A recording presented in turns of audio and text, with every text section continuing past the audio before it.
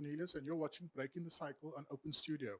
We'll help you make informed choices about the prevention, treatment, and recovery of substance addiction by consulting experienced professionals and finding evidence based solutions. Welcome to our last episode of the season.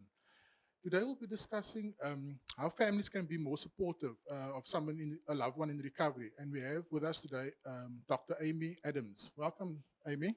Thank you. Hi, Warden. It's nice to be here. Great to have you. So, Amy, tell us a bit more about yourself and the work you do. So, I'm a clinical psychologist. I'm working at Stickland Hospital, and I'm also a lecturer at Stellenbosch University. The work that I do, I am currently working in the alcohol rehabilitation unit and also the heroin detox unit. And I also see outpatients at the hospital. And then in terms of teaching, my teaching and research focus is also linked to addiction. So it's pretty much my field, yeah. Fantastic, great to have you. So, Amy, often families believe that when somebody comes out of rehab or they're new in recovery, um, they're fixed and they have these expectations of their loved ones. Tell us how important or dangerous it is to have unrealistic expectations of loved ones in recovery. It's very dangerous to have unrealistic expectations, to let family members know that your loved one is certainly not fixed. If they've come from an inpatient unit, it means that they've been through quite an intensive program. And it's been hard, it's been difficult, it's been challenging, and probably they are very anxious. They're quite nervous about being discharged, because while they are in the unit, they are protected from all of those triggers and dangers from the outside world. And so being discharged, coming back to life as what it is very scary for them. So they are in no means fixed.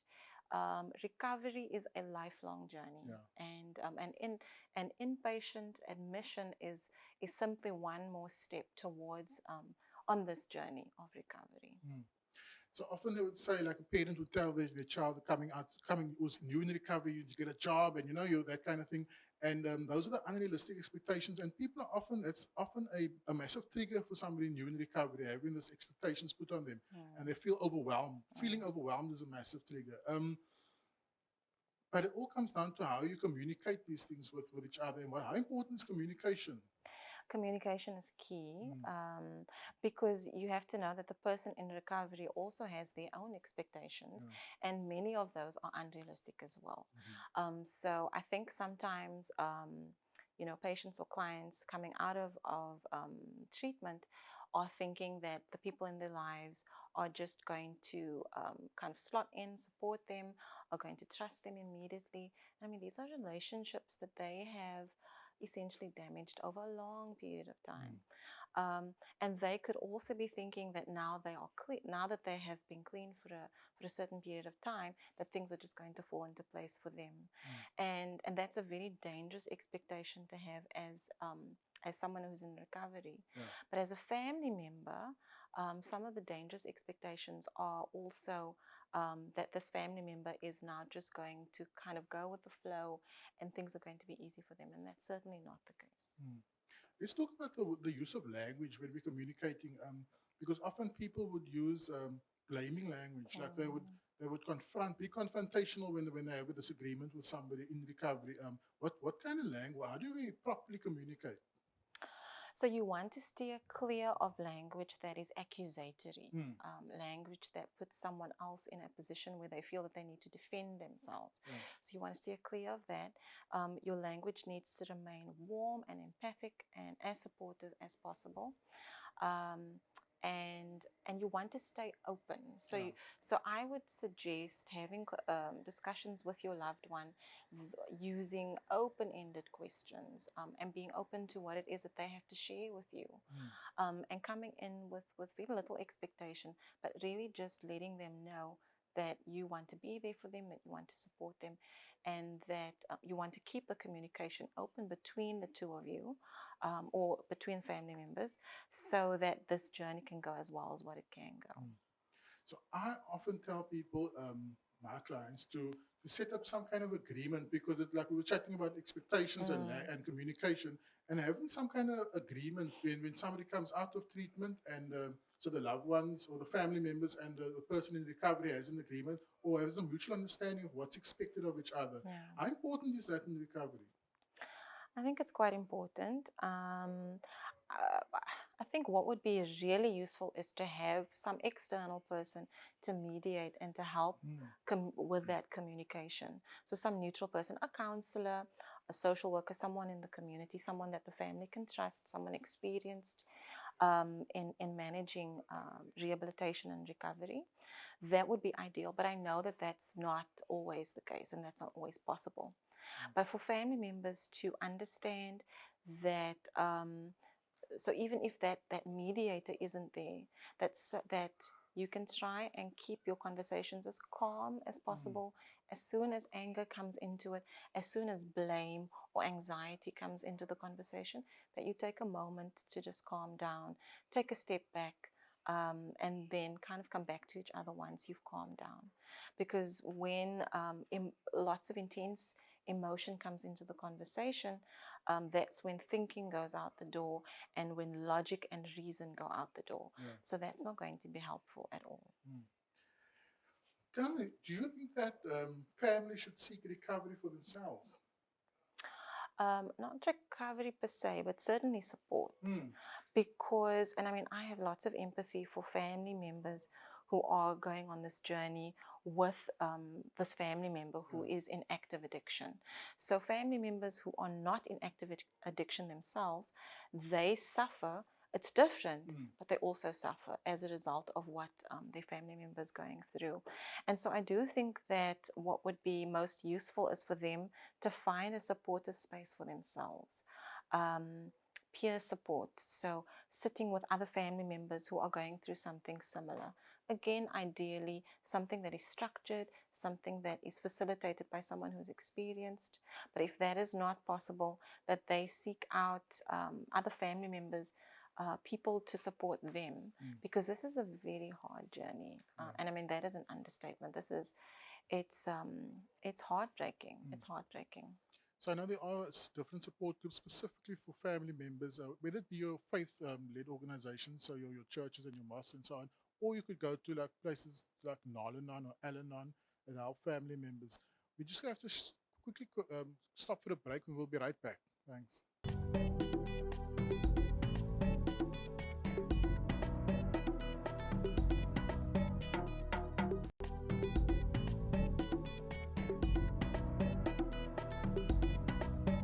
Welcome back to Breaking the Cycle. We're chatting with Dr. Amy Adams.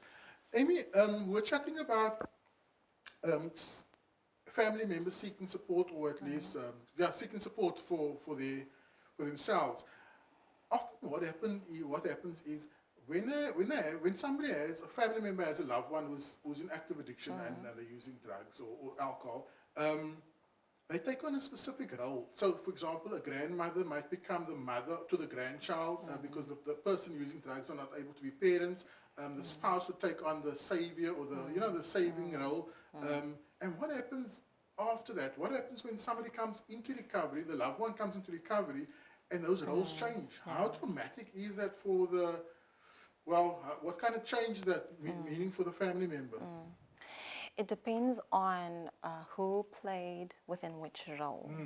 So you're right. So when the person in active addiction goes for treatment and they come back, they before their recovery or before the rehabilitation, they played a very particular role, and different people in the family will take on a certain role as you've identified. And so those interactions between individuals within a family and within a system is known as a dynamic. So what happens when the person in recovery comes back and now wants to take on a new role and be different? It changes the dynamic within the family system. And that can be quite difficult for people to adjust to. So say, for instance, a mom who became very used to a son who was constantly coming to her for help, constantly coming to her for money to feed their addiction, or constantly coming to her to help make decisions. and in essence kind of became an enabler in that relationship of codependency. When the person in recovery comes back and they are now different and wanting to be different, that can be quite difficult for the mom. It depends on the extent of the relationship and the nature of the relationship before the individual went into recovery. So some family members will be quite happy to take on a new role.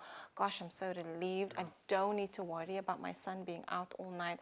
I don't need to, kind of use up all my spare cash to give to him to make sure that he doesn't experience uncomfortable side effects, and so on and so on. So there can be quite a bit of relief that comes with the new role, whereas other times, for many different reasons and I think maybe a certain amount of pathology within different family members, it can be very difficult for them to shift and to adjust to this person coming back with different, wanting a different way and a new way of being and a different way of interacting.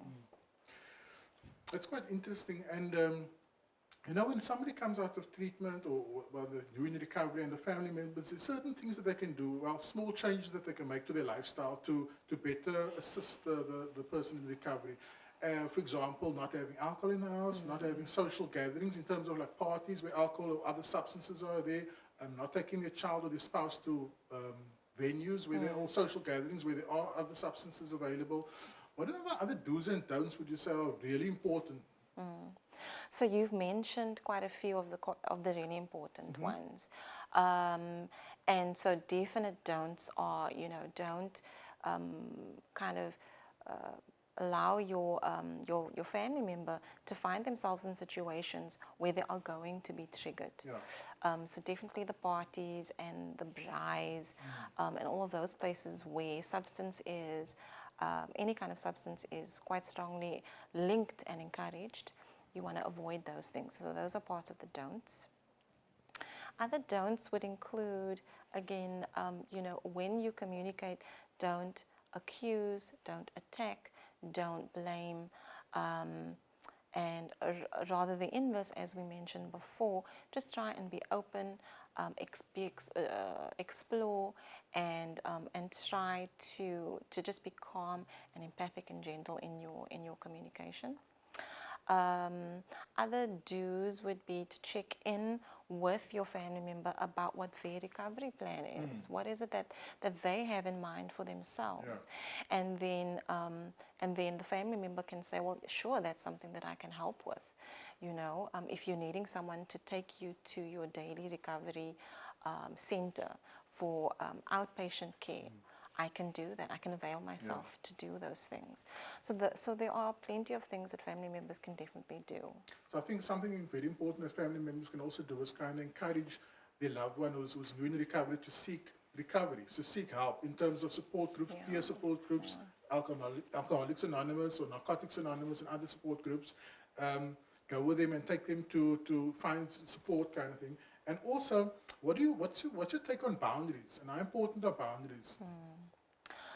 So boundaries are, when boundaries don't work well within a family unit or within certain relationships, that can actually be something that contributes towards substance addiction in the first place.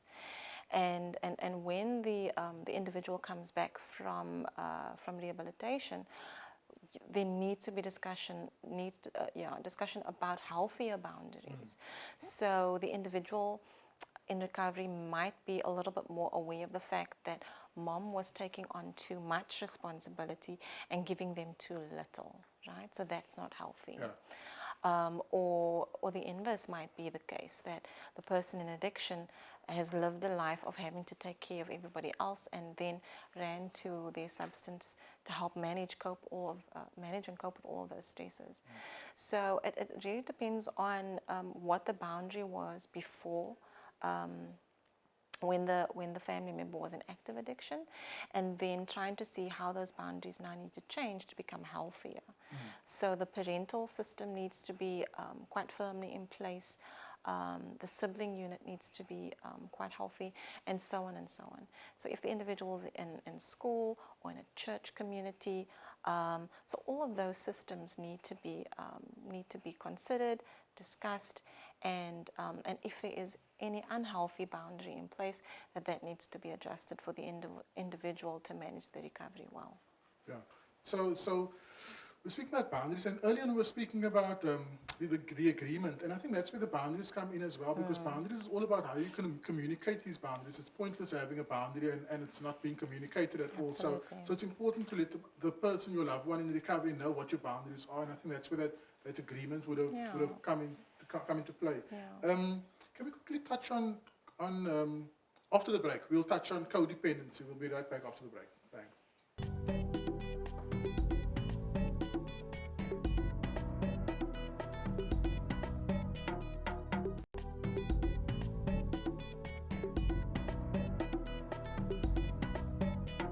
Welcome back to Breaking the Cycle on Open Studio. We're chatting with Dr. Amy Adams.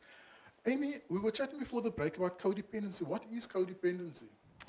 So codependency within the context of addiction is when the addicted individual forms a dependent relationship on one specific person within the family unit or within a particular relationship. And they then depend on that individual to help them make decisions, to help manage their lives. And it just becomes very difficult for that individual to function independently. It is part of a dynamic, so that individual is codependent and the other person is the enabler. And that is the dynamic between the two. So you are codependent on someone who allows you to be codependent. So the enabler is someone who then is happy to be in that position of, yes, come to me for advice, here's the advice, I'm here to save you, I'm here to rescue you, I'm here to carry the weight for you.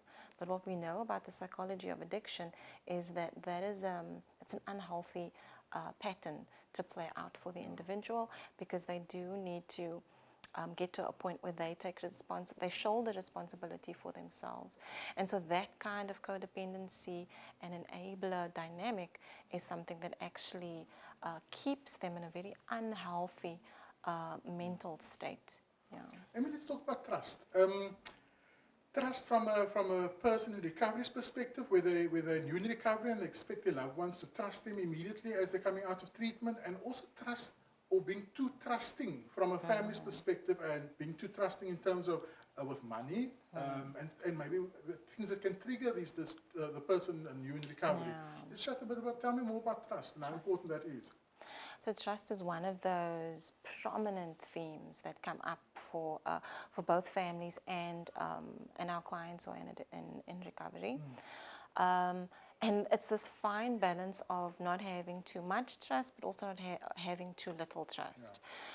Because the person in recovery is very sensitive to anyone who shows any sign of mistrust. And it can actually become a trigger. So I often hear from individuals who are in recovery that, every time I leave the house, I've got like 5 people asking me, where you're going, where you're going, where you're going. If someone gives me 50 Rand to go to the shop, and they're really specific about what it is that they want, I can see on their faces that there's always this uncertainty. Gosh, what is he going to use this money for? So, and that can be very painful for the individual who is really just trying their best to maintain sobriety. On the other hand, you don't want to give too much trust, because money for many individuals in recovery is a definite trigger. And there are some, I think, who are able to identify that and to say to their family members, don't give me any money. As soon as I have money, I'm going to go and buy something. I'm just going to go around the corner. It's going to be so quick and easy for me to do that. So don't give me any money. I trust you. You go and buy these things for me until I feel that I'm in a stronger position or a better position to do those things on my own. So again, it comes back to communication. So this theme of trust needs to be communicated between the person in recovery and the family members. And there needs to be that understanding about what's okay and what's not okay. I mean, let's talk about relapse. It's something that a lot of people deal with. What are the common things to look out for if you have a loved one in new in recovery, like behaviors or anything? Sure. So you want to, as a family member, look for any changes in behavior, routine, and mood. Okay. So Let's unpack that. let's unpack that. So say, for instance, you can see that your loved one has been in a particular routine for a month, 2 months, and then suddenly there's a change in that routine. You know the time that they go to bed, you know the time that they wake up, you know the time that they step out of the door and when they come in. And when there's a change in that, you can start to suspect maybe something is going on. When there's a change in mood, so there can often be irritability, aggression, and family members can also tell when they are being lied to. So lying is also a big part of what happens when someone relapses, because obviously the person in recovery is trying to constantly protect or hide the fact that they are now using again. So those are some of the things that family members can look out for. What are the ways in which we can approach a loved one who's in recovery when we suspect the change of behavior or change of mood, or like you said? Very gently, very warmly and empathically. So no accusations, no blaming. Something like, John, I noticed that you're getting up a little earlier in the morning now. I'm wondering what that's about. What is that about? So there's no accusation in that. So you need to sound just curious. I'm just wondering, I'm curious about what's happening. Or I noticed that you've for the past week, you've been really irritable with me, and I'm not sure what I'm doing wrong. Is something happening? What's happening for you? So there's no accusation in that. It's really, all of it is just, I'm curious, I'm here to support you, just tell me what's going on. And that is so important to catch a lapse before it becomes a relapse. Yeah. So if your family member has started using, you can step in and help support them to prevent it from becoming a full-on relapse into full addiction again. Tell me, what's the difference between a lapse and a relapse? A lapse is when someone in recovery has used once or twice, but they don't feel the urge to continue using, or they do have the urge to continue using, but they don't go ahead and do that. So a lapse is something that can happen, and sadly it can happen quite often, but it's not the end of your recovery. It's an opportunity for that individual to go right back to their counselors, to go right back to the system of support and say, look, I used last night and I'm really scared about what this means for me. I'm already feeling the urge to use again. Can you help me? And then a relapse is when someone just descends into complete addiction again, and that relapse they can go right back up to full use within a space of a week, if not worse than what it was before. Amy, it's amazing chatting with you today and learning more about this. We have come to the end of our show. We've also come to the end of our season with Breaking the Cycle. I hope you guys enjoyed the season as much as I've enjoyed sharing my passion about the prevention, treatment, and recovery of substance addiction with you guys. We'll be back next season with more on the topic. We've unfortunately we could only merely scratch the surface of the topic right now, but we'll get more in depth in the next season. So until then, so long.